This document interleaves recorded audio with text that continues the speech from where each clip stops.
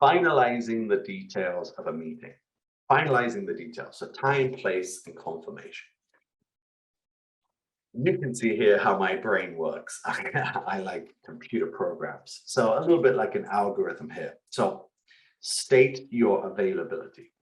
If you get agreement from somebody to have a meeting, if you get their agreement to have a meeting, then you need to state your availability. My strategy for arranging a meeting is never to focus on availability first, because that's too detailed. I want the other side to understand the purpose of the meeting, the goal of the meeting, the value proposition of the meeting. If they agree to that and I get a yes, then I can move to the next stage. When I state my availability, I always give at least 2 times, maybe 3 times. I hate it when people give 1 time for their availability, especially if they offer the meeting. Hey, Nick, can you meet with me to discuss it? I'm available tomorrow at 3 p.m. What? Tomorrow at 3 p.m.? That's 1 chance, 1 time you offered the meeting. So make sure you state as many times as you can within your schedule that are reasonable. If you check my, and I won't show it right now, but this is my Google Calendar for tomorrow. If you check my Google Calendar, you will see there's several things that say hold, hold, hold. And these are just times I've offered to a client, and they haven't decided yet. And I hold the time, I just hold it. So it's not always perfect, but I want to state maximum availability first. And then I want to check, is this okay? Are any of these times available? Hopefully they agree, and then we set the place, and then we confirm. But if they disagree, then we have to go back to the start, and the other person has to set some availability. Let's break it down. Don't make this mistake. Don't play table tennis. I put it in my box down here, but when I first came to Japan, many of you know I worked for Mitsubishi Heavy Industry for the first year and a half. And before I started EST, this company, I worked at some eikaiwa schools to understand the eikaiwa business. And I still have one of those eikaiwa textbooks here. It fascinates me how the person writing the textbook has never communicated, never been in an office. And what I found is it was like a game of table tennis. And it would be something like this. How about Friday? Sorry, Friday doesn't work for me. How about Tuesday? Sorry, Tuesday doesn't work for me. How about Wednesday? Okay, Wednesday's good.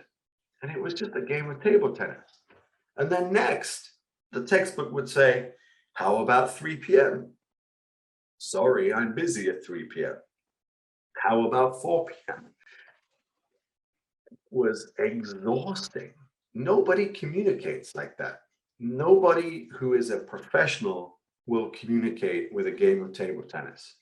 If you are arranging a meeting, the meeting, and by email, the meeting should go value proposition, offer, acceptance, proposal, acceptance, or new proposal. But we shouldn't have this game of table tennis, and certainly not when we're talking face to face. So be very careful about just offering one choice and then going backwards and forwards. So nice and simple, we're going to focus on this part. State the availability, check, and then agree or disagree.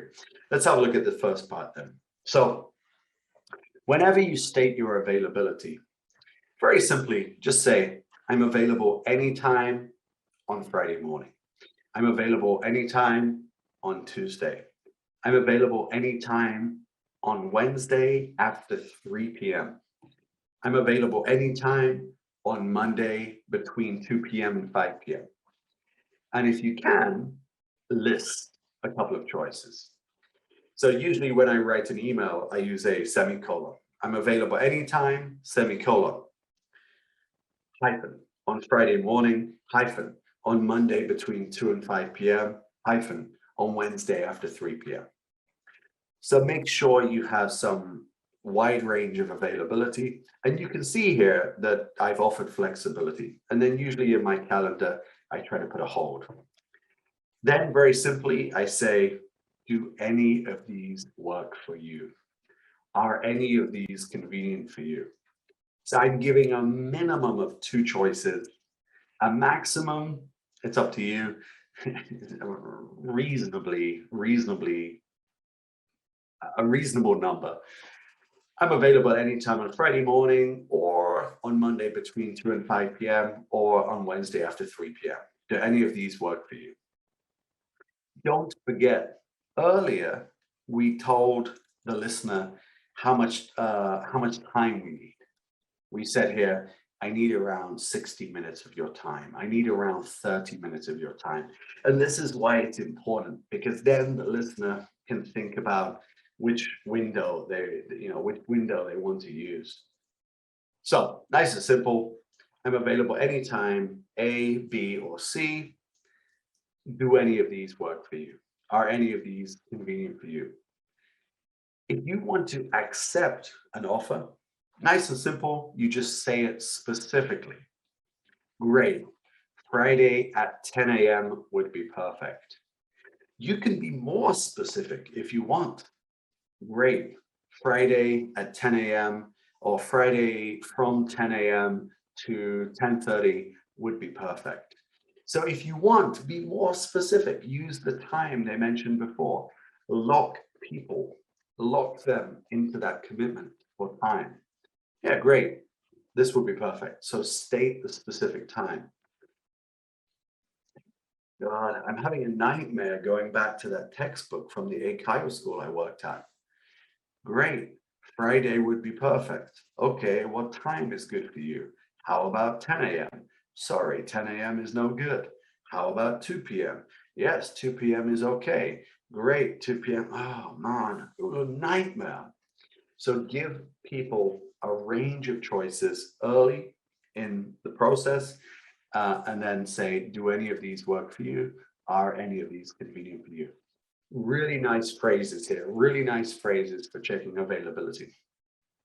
If you want to reject, it's a little bit tricky, but you're going to say, sorry, I'm afraid none of these work for me.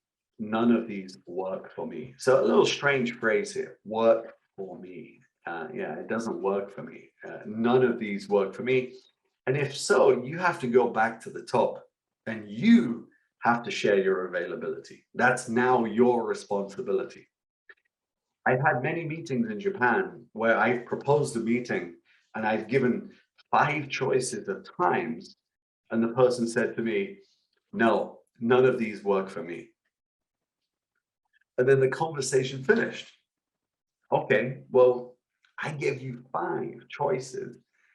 You rejected all choices. Now the responsibility is on you to offer me choices. And that's been a frustrating process for me in the past. I've had clients before who I've offered them 5 choices and they say, none of them work for me. And then they go quiet. And then I have to offer 5 more times. Well, that's not respectful. Usually I quickly stop the contract with that kind of client because I know they just don't really respect time. So, sorry, I'm afraid none of these work for me. And then just go back. And then now the other person should share some availability. Nice and simple. It's not too difficult. Place and confirmation, not too tough. For place, I normally say, shall we say in your office? How does your office work for you? Is your office good for you? Does your office work for you? So notice I'm using this phrase, work for you, a lot, right? This is a really natural phrase. So shall we say, how does work for you? Is good for you? Does work for you? All of these are really the same thing. It's just a proposal for a place. Usually nobody's rejecting the place. So this is the easy part. Finally, we want to make a confirmation. We want to confirm. Great. So I'll see you when, where, then the pre-meeting action. So nice and simple. We're going to say, great, I'll see you on Friday the 17th at 3 p.m. Usually when I write an email, I use an @ symbol for the time. So great, I'll see you on Friday 13th at 3 p.m. And usually I use 24-hour clock. So usually I say at 1500. And that's how I confirm the meeting. If I'm speaking, I say at 3 p.m. Great, I'll see you on Friday 13th at 3 p.m. in your office. If I'm writing, I'm probably use the @ symbol and I use a 24-hour clock at 1500. When I write, I normally use 24 hours. When I speak, I normally say 3 p.m. or 5 a.m. 5 a.m., that's a bit early, 7 a.m. But it's up to you. If you want to speak with 24-hour clock, make sure you say 0700 or 1500. It's a little bit strange. Sounds like the military. Now, the final step is important. When we confirm a meeting, make sure you communicate the action items. This is really important. Communicate the action items for either you or the other person or both of you. For example, I'll prepare my presentation before then, or I'll send you a PDF before then with some notes. So what is the pre-meeting action? I'll do this, and could you do this? Great, I'll see you on Friday 13th at 3 p.m. in your office. I'll send you some notes before the meeting, and could you send me a list of your talking points?